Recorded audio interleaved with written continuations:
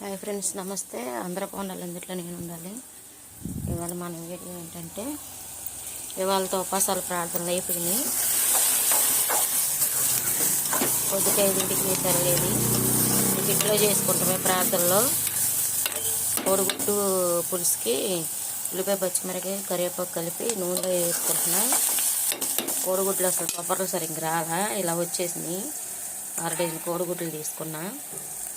ఓ టమాటా, మాకు టమాటా ఉండాల్సిందే బెండకాయ పులుసులో, కోడిగుడ్డు పులుసులో. చింతపండు పక్కన పెట్టుకున్నా, రైస్ కడిగి పెట్టుకున్నా. మా పెద్ద పిల్లడికి ఒక్కడికి, చిన్నవాడు తిండో పెట్టడు. కోడిగుడ్డు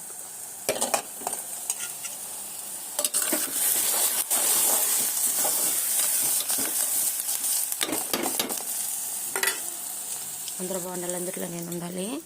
బ్రదరు మల్లికార్జునరావు గారు, మీ గురించి ప్రార్థన చేస్తున్నా, ఎలా ఉందో ఒకసారి చెప్పండి.